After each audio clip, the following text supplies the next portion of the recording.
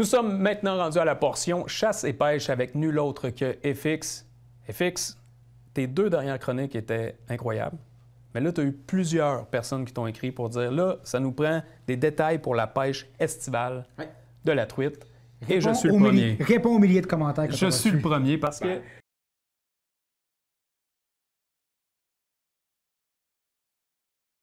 Bien, l'exercice, c'est qu'il y a quelques téléspectateurs qui nous ont avisé que oui, les 2 dernières chroniques étaient excellentes, mais la dernière, il aurait aimé ça que je parle peut-être un petit peu plus longtemps des leurres ou des techniques à utiliser. Il faudrait 1 heure, hein? Des techniques en milieu de saison. Fait qu'on repart d'un concept que j'expliquais précédemment. La truite mouchetée est un poisson très fragile à la température de l'eau. Sa température préférentielle, grosso modo, entre 50 et 60 Fahrenheit. À partir de 48, ça commence à mordre. À aller jusqu'à 60-61 Fahrenheit, la température de surface, le poisson est actif. L'enjeu qu'on a, c'est, là, présentement, c'est parfait, on a une belle température, mais au moment que... Tu trouves, toi? Bien, on a une température de pêche qui est très bonne. J'étais allé à la pêche, justement, dans les derniers jours, une température de surface à 52 Fahrenheit. On ne peut pas se plaindre de ça. On est direct dans la température préférentielle du poisson. Mais en juillet, en août, la chaleur va arriver. Aussi, il va y avoir des changements de température dans notre eau. La température de surface va fluctuer beaucoup entre 59 à 68, 70, 72 même Fahrenheit. Ça va être des températures qu'on va voir plus couramment à fin juin, aller au mois d'août. Donc, il faut vraiment s'adapter à cette situation-là. Et la truite mouchetée, il y a plusieurs manières de berner ce poisson-là, de le taquiner, mais on peut y aller soit avec une cuillère ondulante, le montage classique, que j'ai expliqué à maintes reprises, qui part d'une cuillère comme attracteur avec un long bas de ligne derrière pour présenter un leurre ou un ver de terre. Et on peut aussi la provoquer de d'autres manières. Donc aujourd'hui, c'est de ça qu'on va parler.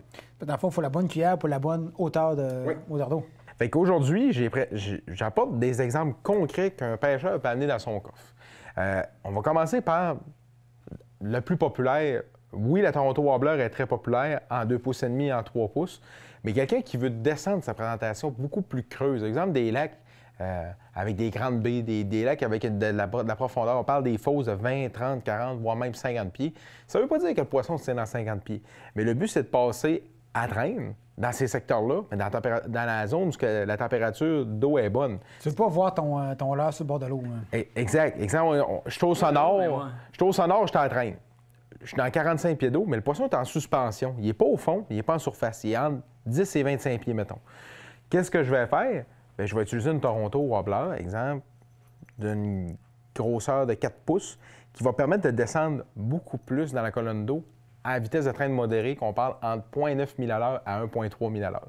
Donc ça va être un des plus passe-partout, autant pour pêcher dans la région, dans des grands plans d'eau, les Monts-Valin, la Côte-Nord. Ça, c'est un produit que je recommande depuis plusieurs années. Ça, c'est ton passe-partout. Bien, si on veut caler, si on veut vraiment aller dans une présentation beaucoup plus subtile, mais en profondeur. Le fait qu'il y a ce cabossé, est-ce que ça change quelque chose versus une quai plane? Oui, très bon point.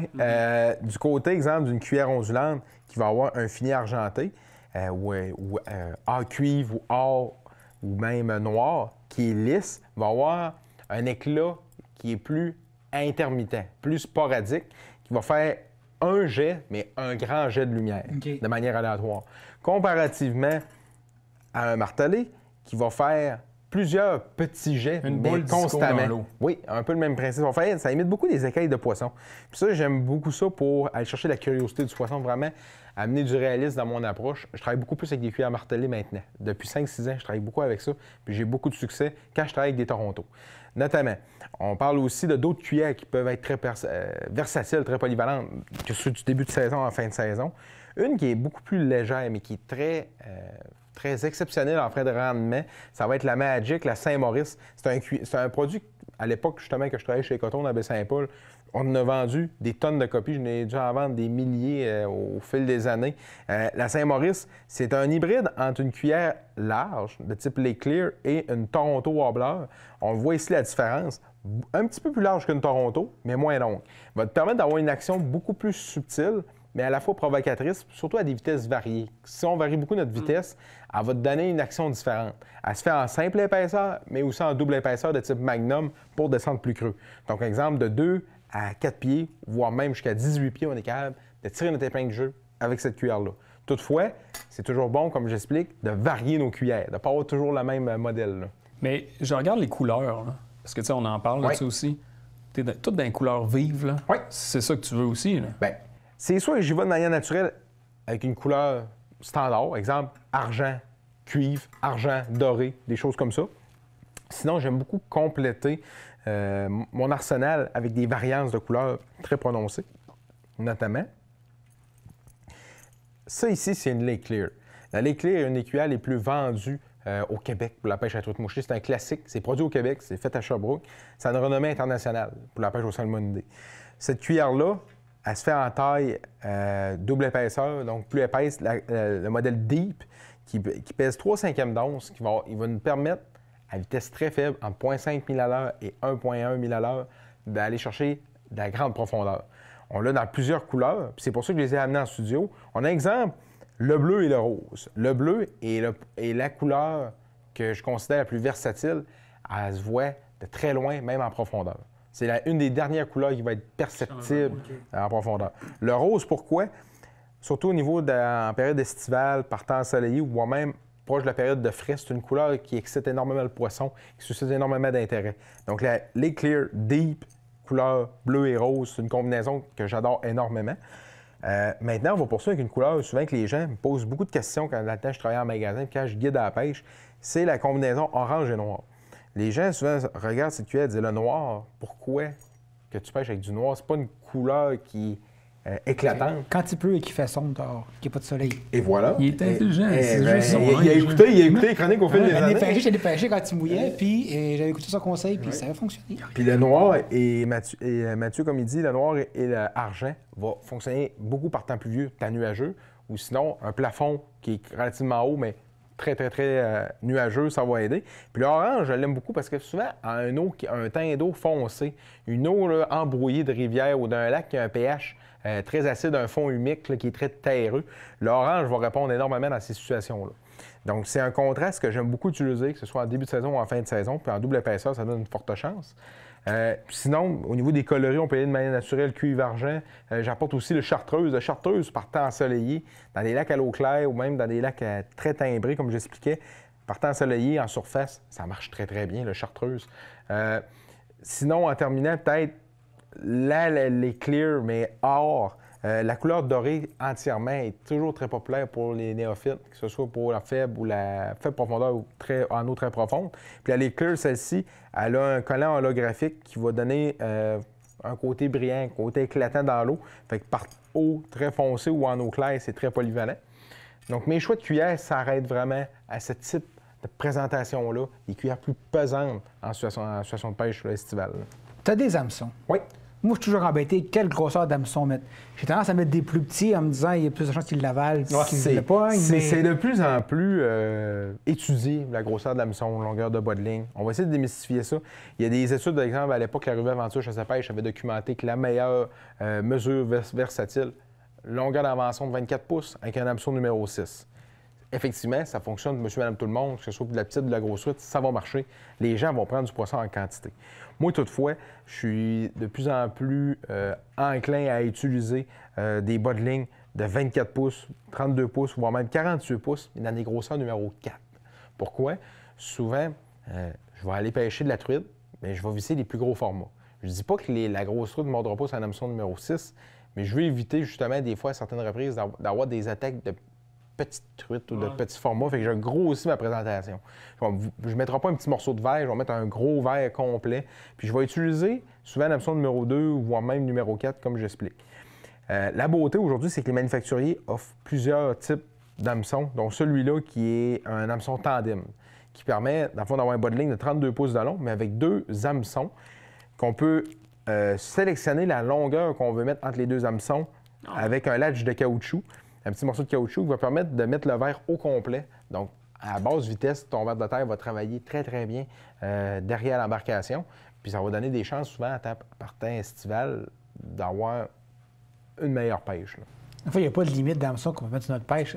Bien, moi, sur ma canne à pêche, on peut, au printemps, début de saison, on peut y aller avec 12 à 18 pouces. Et moi, ce que je dis... Tu mettais-tu ta mouche? Tu sais, on parlait de la mouche, là, aussi. En avant la cuillère. Oui, c'est ça. Oui, mais derrière la cuillère, c'est à partir de 18 pouces, c'est recommandé. Moi, personnellement, ma grandeur, c'est 24 pouces en temps normal. Puis quand c'est difficile, c'est 32, à 48 pouces, mais c'est 24 ou 32 que j'utilise le plus. Parce que plus tu rallonges, tu trouves ça plus facile? Bien, plus ton lac est un eau très claire, plus c'est pertinent d'allonger le bas de ligne, puisque la truite est plus peureuse, elle est plus méfiante. Donc souvent, je vais utiliser un plus long bas de ligne. Puis quand l'eau est plus chaude, la truite est moins rapide, elle est moins affamée. Donc plus tu allonges ton bas de ligne, plus ça donne des chances de prendre la truite qui est un petit peu moins active. Fait que si on pêche proche du fond, à basse vitesse, ça va donner des chances. En terminant, les vers de terre de Robert, là, est-ce que tu changes la couleur selon la température ou la couleur n'a absolument rien à jouer? C'est facultatif. Je vous dirais l'important, c'est d'y aller avec un ver de terre artificiel partant des fois qu'on veut essayer des choses. Je l'explique à maintes reprises depuis maintenant presque 10 ans. Le ver de terre, on va peut-être comprendre un jour. Le ver de terre n'est plus une nécessité pour prendre du poisson. De nos jours, on a des solutions biodégradables, biologiques, 100% efficaces. Je vais vous donner quelques exemples. Vous avez le Pinch Crawler, qui est le produit le plus vendu en magasin aux quatre coins de la province pour la truite mouchetée. C'est une imitation de verre. On peut l'avoir dans le 1 pouce ou dans le 2 pouces. Le 2 pouces, je l'aime beaucoup parce qu'il va... Non, tu le coupes pas, tu le mets au complet avec un hameçon, avec un corps long. Dans le fond, un hameçon de type slow depth. Un hameçon qui va avoir vraiment une tige, une hampe plus longue. Ça va permettre à basse vitesse d'avoir un verre qui va avoir une meilleure amplitude de mouvement. Puis sinon, on peut utiliser l'imitation de nymphe, qui est tout à fait naturelle, la Power Nymph de Berkeley, qui est très, très, très efficace. On peut utiliser aussi derrière notre hameçon, ou sinon sur une micro-jig, une imitation de méné ou d'exemple de tétard, des choses comme ça. Exemple, ça, c'est Mr. Twister, qui font un produit qui est très, très, très complet. Ça, c'est versatile dans le sens que c'est pas juste la grosse truite. N'importe quelle truite va avoir ça. Le poisson est assez cannibale. T'sais, une truite moucheton, on ne se le cachera pas, surtout dans des lacs allopatriques, où est-ce qu'il n'y a pas de menées dedans, il n'y a pas d'espèces compétitrices. Ça va mordre à maintes reprises sur une imitation de méné pour aller attaquer un bébé truite. Ou sinon, ça va attaquer une imitation d'insectes comme la nymphe ou le ver de terre. Puis je l'ai aussi dans un autre coloris beaucoup plus naturel. Celle-ci, c'est une imitation d'alvin qu'on peut mettre derrière un ver de terre ou sinon sur une jig. Et en terminant, je ne peux pas passer sous silence l'imitation d'un alvin, un bébé truite. Une imitation d'un petit poisson en détresse. On peut mettre ça soit directement sur notre ligne principale avec un fluorocarbone, en haut lancé ou à la traîne, ou sinon derrière une cuillère ondulante, 32 à 40 pouces derrière la cuillère, à la traîne. Tu mets pas de verre à rien là-dessus? Du tout. Tu le trempes dans l'ail. Tu peux mettre un peu d'odeur d'ail, effectivement, mais sinon, tu le laisses ça derrière avec ton bas de ligne en fluorocarbone et le tour est joué. Hey FX, merci beaucoup pour la belle saison. Je pense qu'on va pogner du poisson. Moi, je vais écouter les chroniques pour être certain, là, mais je pense qu'on... Merci beaucoup, FX. Ça fait plaisir. Bonne saison. Merci.